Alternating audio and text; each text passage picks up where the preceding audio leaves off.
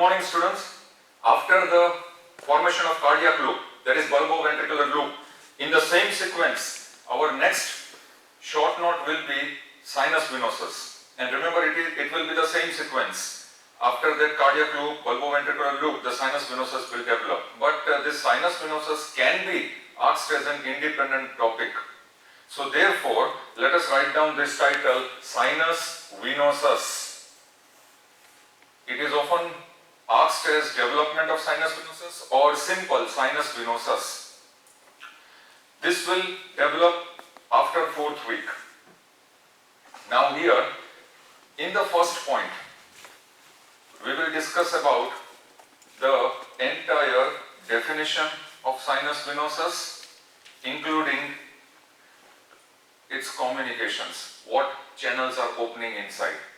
Therefore, according to the first point, if we go, we will first make the sinus venosus opening. This is how we have to draw the opening of sinus venosus. Here we will mention this as sinus venosus.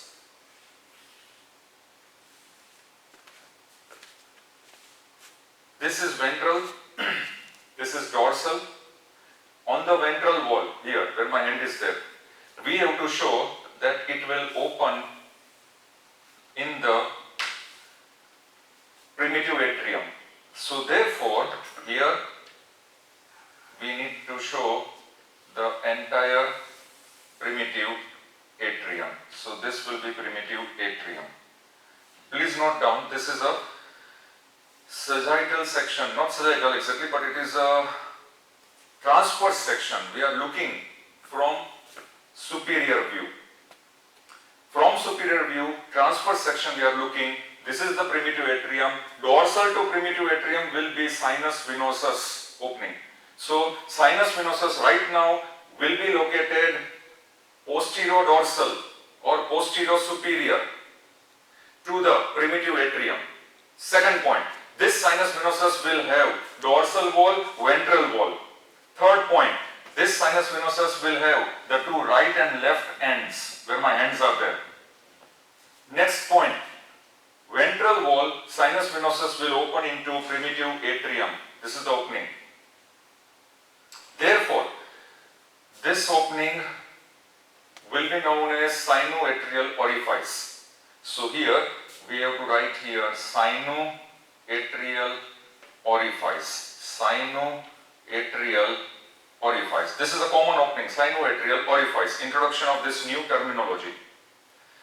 Ventral wall of sinus venosus, opening into dorsal wall of primitive atrium as sinoatrial opening. Now, right and left margin or right and left ends of sinus venosus, it will receive common cardinal veins, right and left common cardinal veins. That is what we have to draw. This is the right and left common cardinal veins. This right and left common cardinal vein will be known as duct of Cuvier. D-U-C-T, duct of Cuvier, C-U-V-I-E-R. So right and left duct of Cuvier, or it is simply known as common cardinal vein. And we know that in the embryonic stage, common cardinal veins will drain the blood from the body wall. Each common cardinal vein, this is very important, will receive blood from cephalic portion of the embryo through anterior cardinal veins. So the vein which I am drawing here, this vein will be known as anterior cardinal vein. So therefore, here we will mark this as anterior cardinal vein, bringing the blood from the cephalic portion of the embryo. It will drain in common cardinal vein or duct of Cuvier. Same way, the vein bringing the blood from caudal half of the embryo will be known as posterior cardinal vein. So here this vein will be known as posterior cardinal vein, bringing the blood from the Same way, we can draw this vein, posterior cardinal vein. Very clear? So therefore, this will be common cardinal or duct of Cuvier. Where is it opening in sinus venosus? On the right and left horn of sinus venosus. Now, caudal to sinus venosus, inferior to sinus venosus, there will be septum transversum. In the next diagram, we are going to draw that. But before that, we will complete this diagram. So, caudal to sinus venosus, inferior to sinus venosus is septum transversum. Through this septum transversum, 4 veins will pass, they will open. We know that. We have discussed this so many times. What are those veins?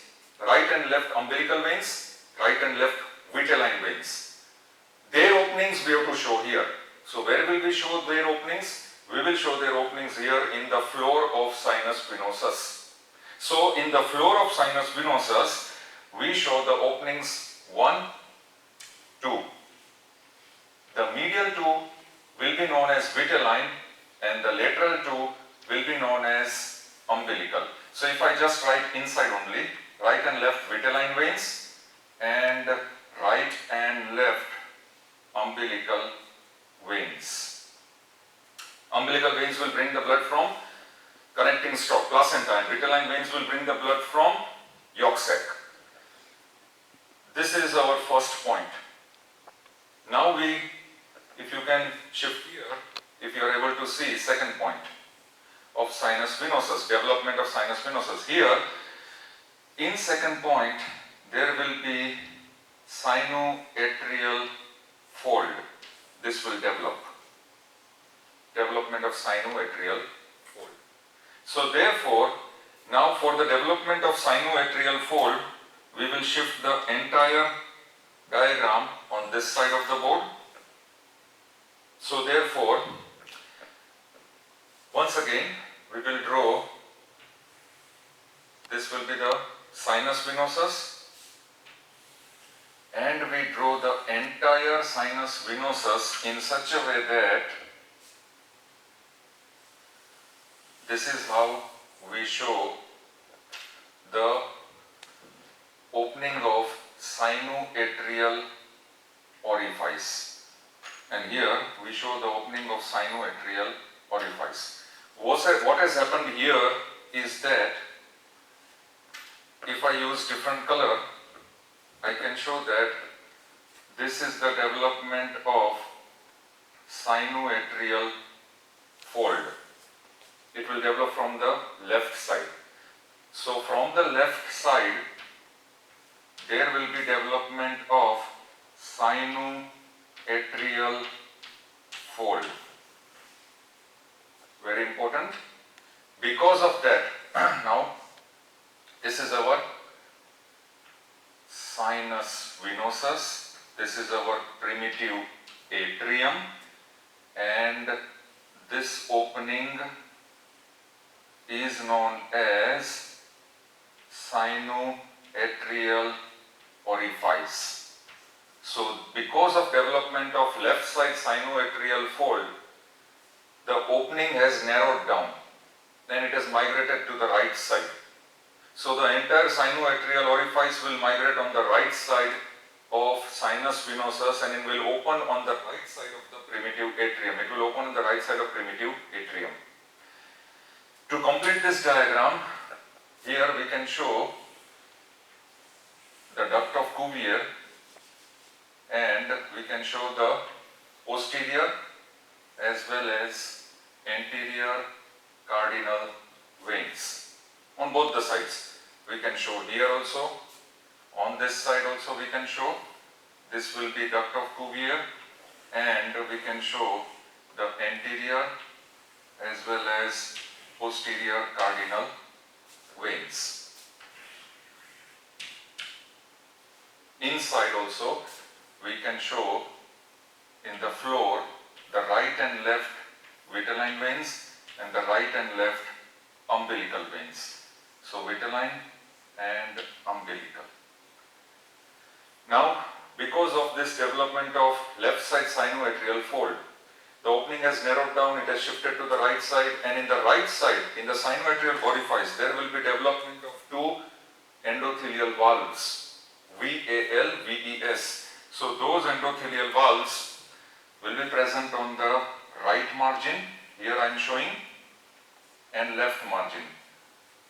But the important point about these valves will be, they will project into the primitive atrial chamber. These valves will project inside, in the primitive atrial chamber. So therefore here we can mark them as sinoatrial valves. They are developed from endothelial margins of sinoatrial orifice, and they are projecting in the primitive atrium at this stage. Now we finish our second point. The most important baseline of this point is the entire orifice has shifted to the right side because of development of left side sinoatrial fold. It has narrowed down. So therefore, whatever blood this sinus venosus is receiving from the 6 veins, which 6 veins? Right and left vitelline, right and left umbilical, right and left duct of Cuvier, or right and left common cardinal veins. That blood will pass through the sinoatrial orifice on the right side, because sinoatrial orifice is located on the right side, into the right side of primitive atrium, not on the left side, but on the right side of primitive atrium. This point is very important. Here we finish our second stage. Now comes the third stage, very important. Now this third stage, we show the entire differentiation of right and left duct of Cuvier. So the third stage, what I have given the name will be differentiation. Remember these points I have given, and this differentiation stage, very important, where we will see that how the channels which are opening in sinus venosus are developed, they are differentiated into different structures. That will be our third phase, which I will come up in the next segment.